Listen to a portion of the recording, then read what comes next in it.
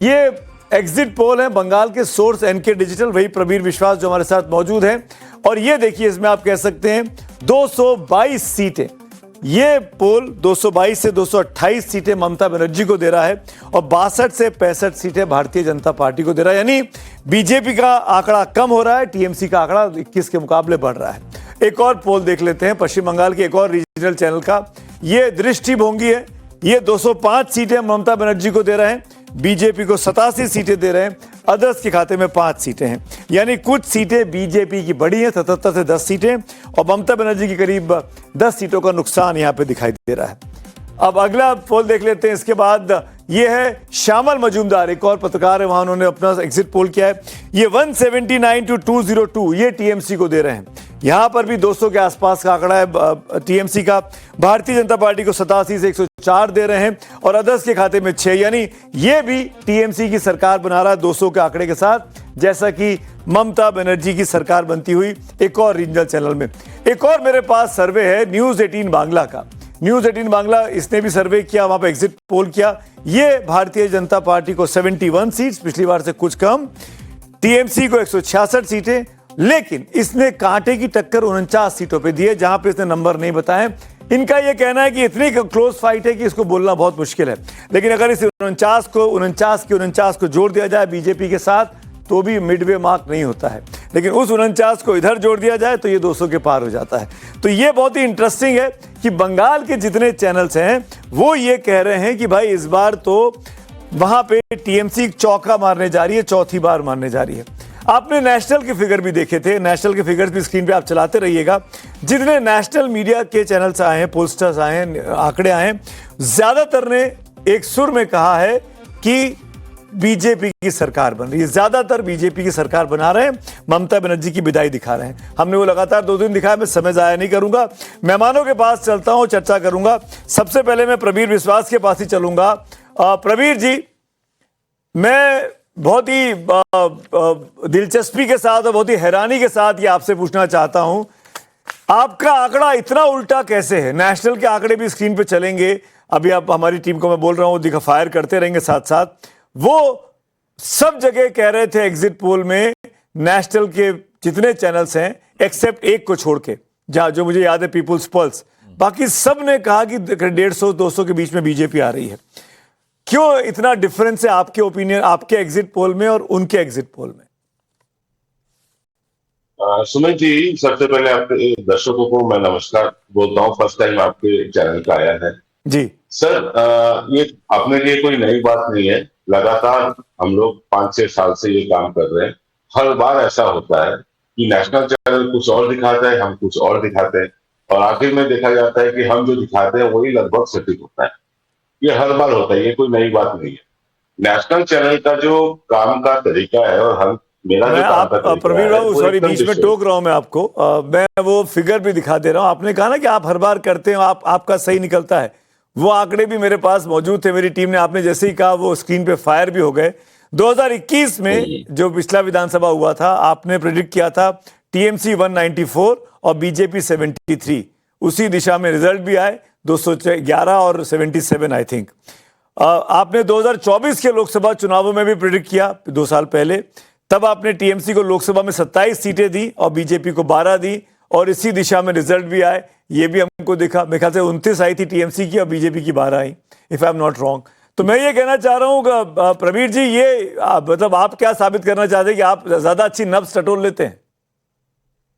ऐसी बात नहीं है सर, ऐसा है कि जो भी बाहर से सर्वे करने आते हैं उनका तरीका कुछ और होता है, अपना तरीका कुछ और होता है। वो आते हैं, उनका हिंदी यहाँ के लोग, ज्यादातर गांव के लोग समझते ही नहीं है, और वो बहुत ज्यादा गांव में जाते भी नहीं है।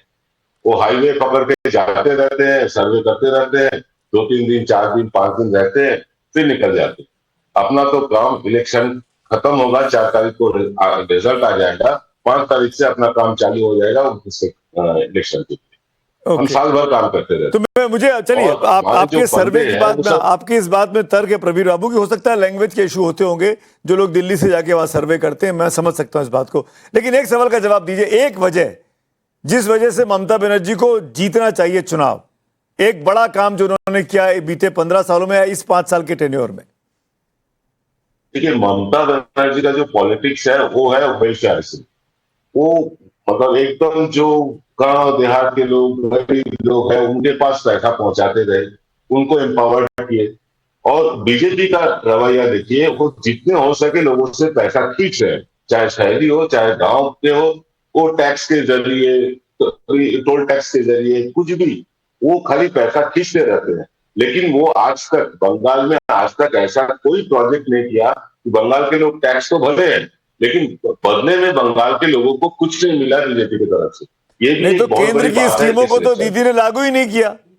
केंद्र की जितनी स्कीमें थी आयुष्मान से लेके, वो दीदी ने पहले ही मना कर दी और ये पेंट कर दिया। इसमें भी इसमें मैं बोलने जाऊंगा तो फिर आप सोचोगे मैं तृणमूल प्रवक्ता होकर बोल रहा हूँ। केंद्र का जो स्कीम है वो सार्वजनिक नहीं है, सबके लिए नहीं है। आप आयुष्मान भारत की बात कर रहे हैं, जिनके घर में एक दो पहिया वाहन है वो स्कीम के हकदार नहीं है। लेकिन ममता बनर्जी के जो स्कीम्स है, जितने भी है, 105 स्कीम है, सबके लिए उपलब्ध है। चाहे वो पैसा वाला हो, चाहे गरीब हो, चाहे मध्य वर्गीय हो, सबके लिए वो लागू है। फर्क यही है, फर्क यही है ताकि ममता बनर्जी का जो स्कीम्स है, 105 स्कीम्स है उनका, हर एक स्कीम को नहीं पहुंचा होगा, लेकिन हर एक घर में किसी ना किसी को ये स्कीम का फायदा जरूर। ये आप बड़ी बात कह रहे हैं। इसी नोट पर मैं अब चर्चा को खोलता हूं, बाकी लोगों की बात ही चलता। प्रवीर बाबू, आप भी हाथ उठा सकते हैं जब भी आप चर्चा में पार्टिसिपेट करना चाहें, आप रहिएगा। अनंत विजय मुस्कुरा रहे हैं, समीर चौका मुस्कुरा रहे हैं। मैं आप दोनों के पास पहले आता हूं। अनंत विजय, चौका आपको देख के कि रीजनल चैनल्स क्या कह रहे हैं और नेशनल चैनल्स क्या, नेशनल मीडिया हाउसेस क्या दिखा रहे थे, सर्वे एजेंसीज?